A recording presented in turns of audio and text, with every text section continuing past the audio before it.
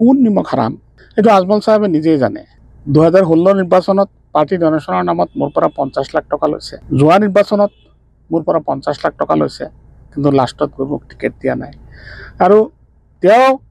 নগাঁৱত আহিলে আশ্ৰয় মোৰ ঘৰ খোৱা বোৱা মোৰ গতিকে মোৰ ঘৰত খাই তেওঁ মোক নিমখ হাৰাম বুলি কৈছে নিমখ হাৰাম কোন এয়া ৰাইজে এইবাৰ বিচাৰ কৰিব চিলনী বাহাত এটা এষাৰ কথা আছে যে খাউৰী মানুহে পাউৰি যায় মানে যিবিলাক মানুহে খুব খায়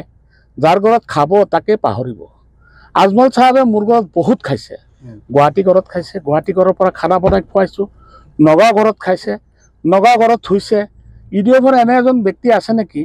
চেণ্ট্ৰেল লিডাৰ যিজনে মোৰ ঘৰত খোৱা নাই তেওঁলোক পাহৰি যোৱাটো স্বাভাৱিক আজি মোক যদি কোনোবাই প্ৰমাণ কৰিব পাৰে মাটিৰ দালাল বুলি চৰকাৰী NGO টকা মাৰি যদি মোক প্ৰমাণ কৰিব পাৰে তেতিয়া মই ৰাজনৈতিক জীৱন মই ত্যাগ কৰিম আৰু লগতে চৰকাৰী টকা মই কেনেকৈ আত্মসাৎ কৰিলোঁ মোক যদি প্ৰমাণ কৰিব পাৰে মোৰ বিচাৰ কৰক এমেণ্ডেড এক্ট 2010 তাৰ অধীনত যিটো NGO ৰেজিষ্ট্ৰেশ্যন থাকে সেই NGO সভাপতি সম্পাদক বা কোনো সদস্য ৰাজনৈতিক নেতা হ'ব নোৱাৰে ৰাজনৈতিক ইলেকশ্যন খেলিব নোৱাৰে মৌলানা বদৰুদ্দিন আজমল চাহাবৰ দুইটা NGO foreign contribution regulation actor আণ্ডাৰত ৰেজিষ্ট্ৰেশ্যন কৰি কানাডা গ্ৰেট ব্ৰিটেইন সংযুক্ত আৰব এমিৰেট এনেকুৱা কাটাৰ এনেকৈ বিভিন্ন দেশৰ পৰা চৌদি আৰব দেশৰ পৰা তেওঁ পইচা আনি কোটি কোটি টকা আনি আধা ৰাইজক দিয়ে আধা তেওঁ খায় এইটো তাৰ প্ৰমাণ আছে ইয়াত এটা কথা আছে যে তেওঁ কোনটো আইনৰ অধীনত কেনেকৈ তেওঁ এতিয়ালৈকে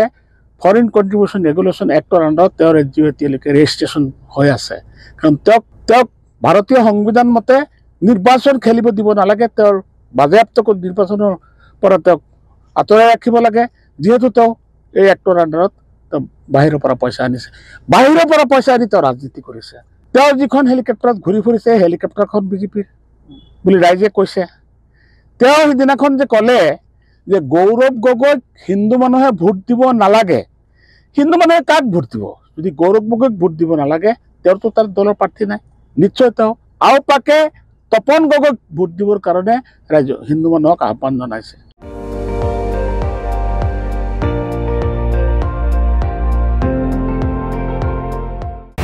আপুনি চাই আছে ND24 সৰ্বশ্ৰেষ্ঠ নহয় সৰ্বোত্তমৰ দৌৰত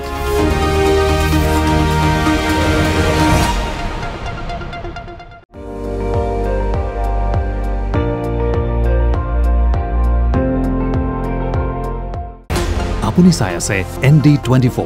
সৰ্বশ্ৰেষ্ঠ নহয় সৰ্বোত্তমৰ দৌৰত